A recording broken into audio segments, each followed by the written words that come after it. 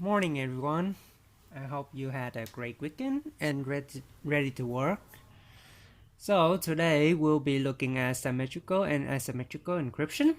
Then we'll take a look at hashing, and then we'll be covering encryption applications and its roles.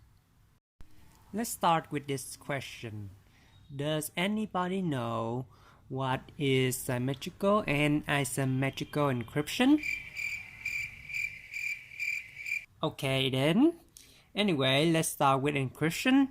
Encryption is the process of mixing the data, converting the data into something that is only a certain person can understand it. There are two types of encryption, symmetric and asymmetric. Symmetric encryption uses one and only one key to encrypt and decrypt data, meaning that it's fast because it doesn't need a lot of resources to encrypt and decrypt.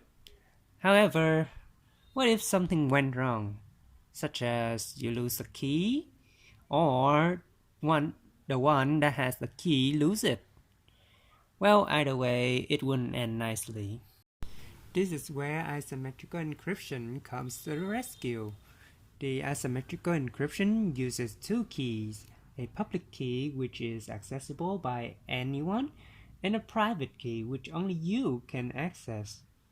For example, alright, give me two names please. Ariel. And Orion.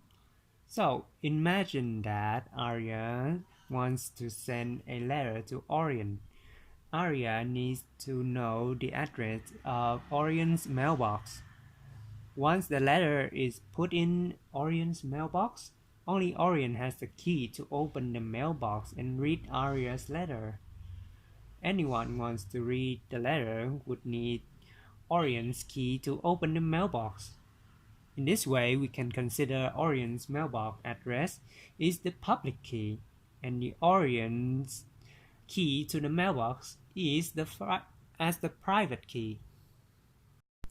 So basically, symmetric encryption uses a single key to encrypt and decrypt, while asymmetric encryption uses two different keys, a public one and a private one. Symmetric encryption has been around for a long time, while asymmetric encryption is relatively new. Asymmetric encryption is born to complement the problem of symmetric encryption by using a pair of public-private key. Can anyone give me the definition of hashing? Okay, you there.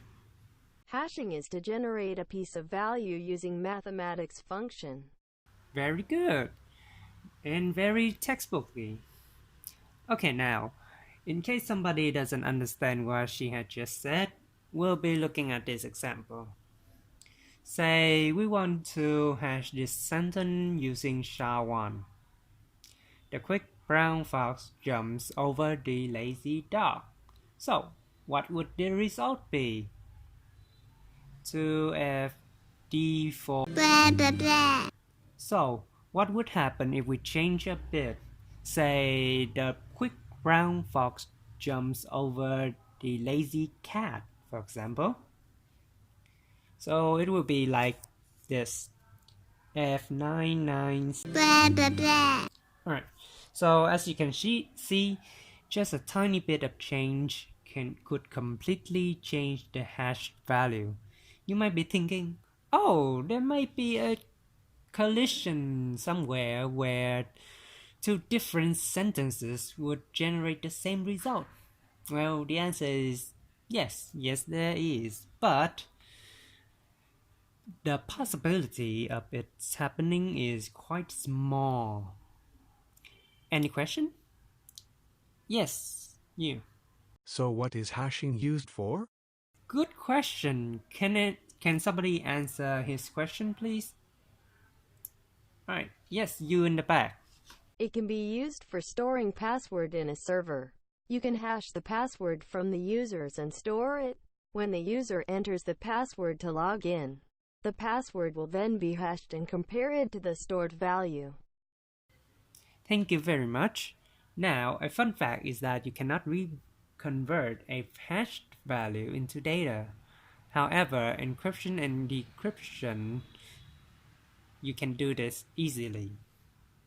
Alright class, let's take a 15-minute breaks, and when we get back, we'll get into the tutorial. 12 seconds later. Okay class. I would like you guys to find an application of encryption in IT. So let's discuss with the person sitting next to you. So in case you want to go on a solo quest, that's fine. So I'll give you guys 5 minutes. 5 minutes later. Alright, any volunteer? No? Okay then.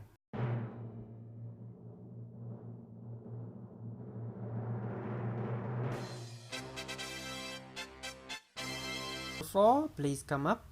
So what do you offer? The only one we can think of is communication. Facebook Messenger, for example. When you send a message, the message will then travel to different machines and may travel far, far away. On the way to the destination, the message might be intercepted by hackers. To prevent this from happening, the message is encrypted to stop anyone except the sender and the receiver from reading it. We interrupt our program to bring you this important message. There is a thing called secret conversation. According to Facebook, it is encrypted end-to-end, meaning that it is intended for just 2 people. Facebook also said that not even Facebook can read the conversation. I'm curious about the above sentence. So does that mean that Facebook are able to read your normal conversation?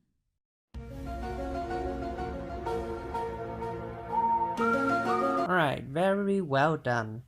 Let's go for another round. Group 8, you may begin. The application we have been discussing is encrypting files.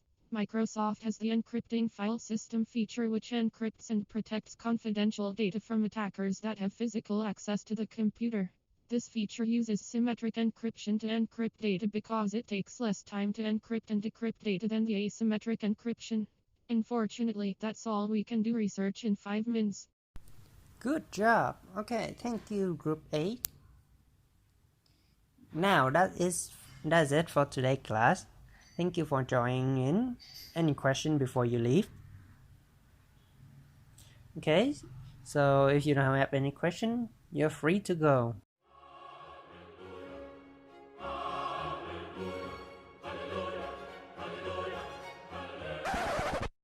No homework as usual. Yes. Thank you for reminding me. Okay, class, pay attention. This will be your homework for today's lecture, and make sure to submit it to Canvas. The deadline is before the next lecture. Alright, this will be it. Thank you everyone, and I'll be seeing you guys next time.